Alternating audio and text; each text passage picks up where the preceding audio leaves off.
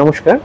Post এডিটের আজকের আমাদের নতুন পর্বে আমাদের যিনি অতিথি তার পরিচয় করানোর কোনো দরকার নেই, কারণ তাকে আপনারা সমস্ত মিডিয়ামে দেখেন এবং এটুকু আমি জানি যে বাংলায় যারা যারা ছবি ভালোবাসেন যেন তাদের কাছে যদি কথা বলা যায়, আমি এটা বলছি একদম দায়িত্ব নিয়ে, কারণ আমি যতজনের সঙ্গে কথা বলেছি তারা প্রত্যেকেই বলেছেন তাদের পছন্দের অভিনেতার যে তালিকা তাতে একটা নাম কমন থাকে, ঋত্বিক চক্রবর্তী। আর এখন একটু ভুল বললাম, দুটো নাম কমন থাকে। আমাদের সেই দুজন বাংলার যে অভিনেতা সেই দুজনেই এই ছবিতে আছেন, একজন ঋত্বিক চক্রবর্তী হলে আরেকজনের নাম অনির্বাণ চক্রবর্তী। তো সেই দুজনেই আছেন। তো আজকে আমার অতিথি ঋত্বিকদা পোস্ট এডিটে তোমায় স্বাগত জানাই। এই যে আমরা দেখছি যে এই একটি ছবি মৃগয়া মানেই শিকার। তো শিকার করতে গেলে আমরা শুনি অনেক সময় অভিনেতারা অনেকে বলেন, তুমি হয়তো সেটা কখনোই মনে করো না, অনেকেই বলেন যে অভিনয় মানে সে একদম ওই সামনের লোকটাকে খেয়ে ফেলার একটা ব্যাপার থাকে, যে অভিনয় করতে গিয়ে আমি যেন তাকেই শিকার করে ফেললাম। তো সেই জায়গায় ঋত্বিক চক্রবর্তীর কাছে ভালো অভিনয়ের সংজ্ঞা কী? যে এত ছবি, এত চরিত্র, সব চরিত্রই আমরা লিখি আর লিখতে লিখতে পারে আমরা ক্লান্ত যে ঋত্বিক চক্রবর্তী চরিত্র হয়ে উঠলেন। এই যে চরিত্র হয়ে ওঠেন মানে কীভাবে? কাউকে না খেয়েও চরিত্র হওয়া যায়, কিভাবে হয় ঋত্বিক চক্রবর্তী? না, দেখো, ভালো অভিনয়ের সংজ্ঞা বলা খুব মুশকিল, কিন্তু অভিনেতার কাজ আসলে ওই পরিচালক বা রাইটার যেটা ভেবেছেন সেটাকে কমিউনিকেট করা। যদি এইভাবে দেখি তাহলে কিন্তু এই চরিত্র হয়ে ওঠা বিষয়টাও কিন্তু সবসময় যে বাস্তব চরিত্র হয়ে উঠতে হবে তারও কোনো মানে নেই। সেটাও ডিপেন্ড করে আসলে লেখাটার থেকে, যে চরিত্রটা আসলে কি হতে পারে। চরিত্রটা অবাস্তব হতে পারে, চরিত্রটা অতি লার্জার দ্যান লাইফ, যেটা ভারতীয় সিনেমাতে প্রায়ই হয়ে থাকে।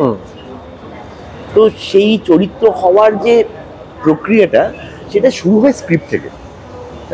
স্ক্রিপ্ট থেকেই তাকে খুঁজে বার করতে হয়। তবে নানান রকমের ভালো অভিনেতা হন এবং তার সংজ্ঞা বলা খুব মুশকিল। আর আরেকটা জিনিস আমি বলবো যে একটা যেটা আমরা মানে একদম চরিত্র তো রক্ত মাংসেই গড়া হয়। আমরা তুমি যখন কোনো চরিত্র করো ওই একদমই রক্ত মাংসে গড়া চরিত্রটার কাছাকাছি পৌঁছে যাও বলেই লোকের ভালো লাগে। তো প্রত্যেক চরিত্রের তো একটা মনন হয়, সেই মননের জায়গা থেকে আমরা দেখি যে একজন ক্রিমিনাল যিনি তার একরকম মনন আমাদের সমাজে, একজন পুলিশ যিনি তার আরেক রকমের মনন। তুমি পুলিশ ক্রিমিনাল দুটোই হয়েছো, কখনো তুমি ক্রিমিনালের পেছনে ছুটছো, কখনো পুলিশ তোমার পেছনে ছুটছে। এই যে অভিনেতা ঋত্বিক চক্রবর্তীর তখন মননেরটা কিরকম থাকে, সেটা কি একদম একটা ওই মাপকাঠিতে মাপা থাকে যে আমি অভিনেতা, আমি শুধু এটা করতে হয় করবো না, তার ভেতরের প্র্যাকটিসটা কি হয়? হ্যাঁ, দেখো, চরিত্রটাকে তো বুঝতে হয়। এই যে কারণে বললাম যে চরিত্রটা বোঝার মানে স্ক্রিপ্ট একটা সবচেয়ে বড় দরজা একটা চরিত্রের মধ্যে তুমি কিভাবে পৌঁছবে। এবারে আসলে তো দেখা যাবে যে 85টা সংলাপ আছে। এবার সেই 85টা সংলাপ ছাড়াও আরো কিছু আছে, সবটা মিলিয়ে এই চরিত্রটাকে একটা জ্যান্ত মানুষ বলে মনে হতে হবে। তো ওই জ্যান্ত মানুষটাকে আসলে আমাকে প্রথমে খুঁজে পেতে হয়, যে লোকটা, এই লোকটা ঠিক কিভাবে জ্যান্ত, তাকে আমাকে আসলে তার কাছে পৌঁছতে হয়। তাকে যদি পৌঁছে যেতে পারি তাহলে খানিকটা তাকে জ্যান্ত পর্দাতেও লাগবে। তো ওই জ্যান্ত লোকটাকে খোঁজার চেষ্টা করতে হয়। ওই যে মনন তুমি বলছো, একটা পুলিশের মনন আর একজন ক্রিমিনালের মনন, যদি তার মননের মধ্যে ঢোকা যায় বা আমরা যদি নিজেদেরকে দিয়ে বিচার করি, আমাদের থেকে বড় সাপোর্টার আমার আর কে আছে, মানে তোমার থেকে বড় সাপোর্টার তোমার আর কে আছে। তাহলে সেই ভিলেনটারও কিন্তু সবচেয়ে বড় সাপোর্টার কিন্তু সেই আর কি। তো ফলে তার দিক থেকে দাঁড়িয়ে যে সবাই সবার গল্পের হিরো, সেই ভিলেনও সেই গল্পের হিরো। কাজেই ভিলেনের মনন যদি খুঁজতেই হয় আসলে মানুষটাকে খুঁজতে হবে, কারণ ভিলেনের মননকে খোঁজা যাবে না। মানে ভিলেনের মননটা আসলে তোমার চোখে সে ভিলেন, ওর চোখে তো ভিলেন নয়। বলে ওই মানুষটার মননটাকেই ফাইনালি খুঁজে বার করতে হয়। আর সেইটা স্ক্রিপ্ট ছাড়া আর কোথাও আছে বলে আমি জানি না, মানে স্ক্রিপ্ট থেকেই খুঁজে বার করতে হবে। আর তুমি তো প্রচন্ড পরিমাণে মানে সমসাময়িক আমাদের কি হচ্ছে সমাজে বা কিছু সমস্ত কিছুর উপর নজর রাখো এবং তোমার সেইটা নিয়ে একটা সুনির্দিষ্ট বক্তব্য থাকে। তুমি হয়তো সবসময় যে মিডিয়ার সামনে এসে বক্তব্য রাখছো বা স্টেটমেন্ট দিচ্ছ সেটা নয়, তোমার অনেক ক্ষেত্রে তুমি তোমার সোশ্যাল মিডিয়ায় কিছু পোস্ট করো যার মধ্যে একটা কখনো লেয়ার্ড কখনো পরিষ্কার তুমি বলো। তা এই যে চরিত্রটা যেটা তুমি করছো, এইখানে তো একদম একটা সত্যি ঘটনা অবলম্বনী একটা হওয়া ব্যাপার। একজন পুলিশের লেখা গল্প আর একজন গল্পকারের লেখা গল্প যেটা ফিকশনাল কিছু থাকে, আর একটা পুরো রিয়েলিস্টিক জায়গা থেকে লেখা, যখন তার স্ক্রিপ্টটা আসে, এই দুটো স্ক্রিপ্টের মধ্যে তুমি কোনো ফারাক পাও? মানে তুমি তো থ্রিলার অনেক কিছুই করেছো, কিন্তু এরকম একজন পুলিশের লেখা গল্প আর এমনি একটা গল্পের মধ্যে কিছু পার্থক্য? দেখো, ওইভাবে পার্থক্য আমি বলবো না। আসলে যখন একটা পুলিশ গল্প লিখছে তখন সে কিন্তু লেখক, পুলিশ নয় আসলে। হ্যাঁ, মানে এবারে অনেক বিখ্যাত লেখক আছেন যারা পেশায় অন্য কিছু, তো তারা যখন লেখেন এবারে তারই পেশা নিয়ে যখন গল্প, তখন তো নিশ্চয়ই তার কিছু মানে ইনসাইটস আছে তার মধ্যে, তার একদম, যেটার ভিতরে থাকার, তার জানার পরিধিটা আলাদা। এই গল্পটার ক্ষেত্রে সেটা একটা বড় সুবিধা। ঘটনাটা একটা সত্যি ঘটনা অবলম্বনে এই কলকাতা পুলিশের তরফ থেকে যারা এই তদন্তটার সঙ্গে ছিলেন, তাদের মধ্যে দেবাশিস রায় একজন অগ্রণী ভূমিকায় ছিলেন। তিনি এই গল্পটাকে লিখেছেন, ফলে তার দেখাটার যে পার্সপেক্টিভটা, সেটা আমার রোজের যে চেনা জগৎ তার থেকে আলাদা একটা জগৎ। কিন্তু শুধু পুলিশের জগৎটা নয়, এমনকি অপরাধীদের জগৎ নয়, অপরাধীদের জগৎটাও আমাদের মতন সাধারণ মানুষের কাছে একেবারেই অচেনা।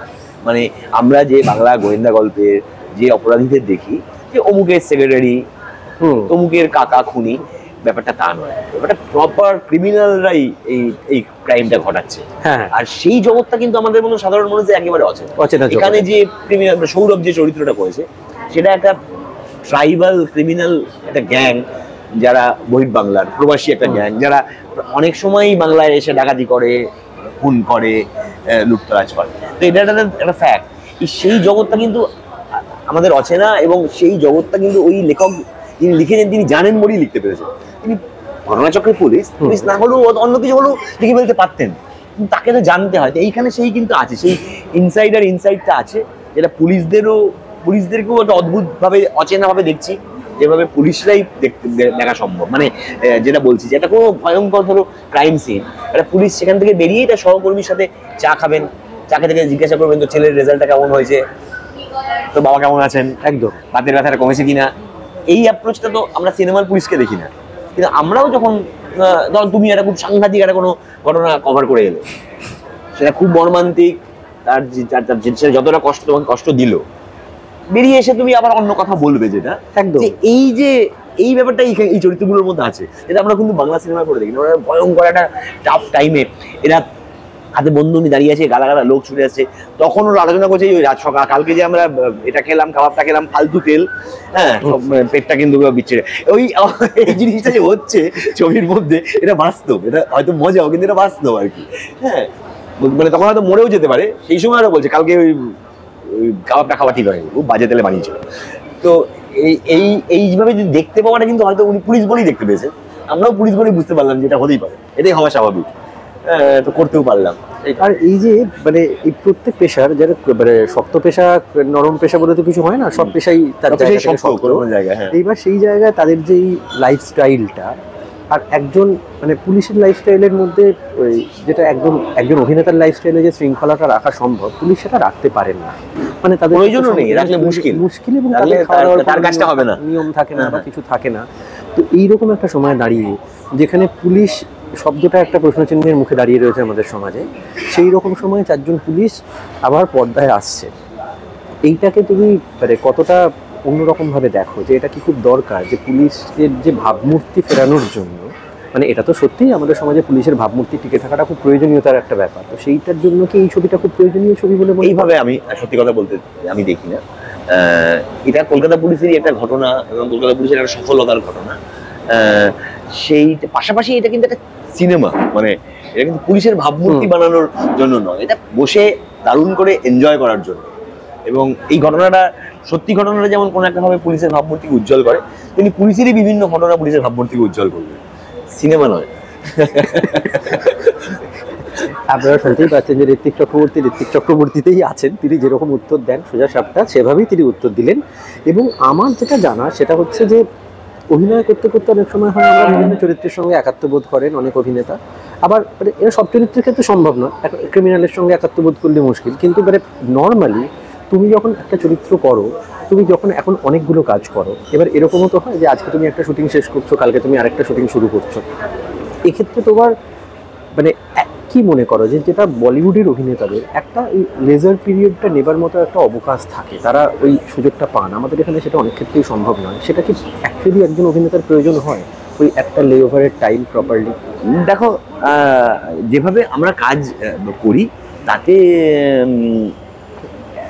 তাতে আলাদা করে আমি যদি তোমাকে জিজ্ঞাসা করি যে দেখি কি মনে হয় যে এটাতে মানে আর সময় পেল না বলে অভিনয়টা ঠিক করে উঠতে পারেনি। আর প্রত্যেকেই, আমি শুধু অভিনেতা বলে নয়, সে পরিচালক, ডিওপি, সবাই কিন্তু একটু কম সময় পাচ্ছে আর কি। মানে তার আমাদের বাস্তব পরিস্থিতিটাই এমন যে আমাদের বেঁচে থাকার কারণে, রোজগারের কারণে আমাদের একটু বেশি কাজ করতে হয়। অনেক বড় একটা ইন্ডাস্ট্রি হলে হয়তো এত কাজ করতে হতো না, কিন্তু এই প্রসেসটার মধ্যে দিয়ে কিন্তু সব অভিনেতা যায়, না গেলে হয়তো ভালো হতো। হয়তো যদি আমরা বেশি সময় পেতাম, আমরা এক একটা চরিত্র নিয়ে আরো আলোচনা করতে পারতাম, আমরা ওয়ার্কশপ করতে পারতাম, পরিচালক তার মতন করে ভাবতো, কো একটা বসে 7 দিন পড়তে পারতাম, হয়তো আরো ভালো হতো। কিন্তু হয়তো বলছি কারণ জানি না আরো ভালো হতো কিনা। প্রসেসটা আসলে চরিত্রটাকে বোঝা জানা। তো যেহেতু আমাদের সময় বা আমাদের এই ইন্ডাস্ট্রি আমাদেরকে এইটুকু সময় প্রোভাইড করছে, অধিকাংশ অভিনেতাই কিন্তু এর মধ্যেই কি করে তৈরি হওয়া যায় তার সে তার নিজের মতন করে খুঁজছে এবং খুঁজে একটা কিছু বারও করছে।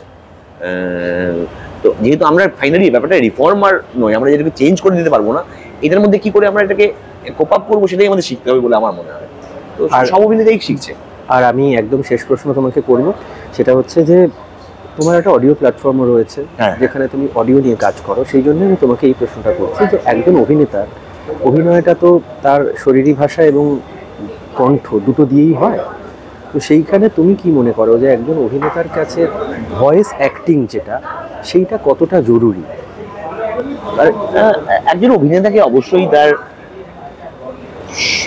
যা যা ব্যাপারে তাকে মাথা দিতে হবে, মনোযোগ দিতে হবে, তার মধ্যে তার ভয়েসটাও একটা গুরুত্বপূর্ণ, শরীরটাও গুরুত্বপূর্ণ, মাথাটাও গুরুত্বপূর্ণ, যে মাথাটা আসলে সবকিছু দেখছে, বুঝছে, শুনছে, অ্যানালিসিস করছে।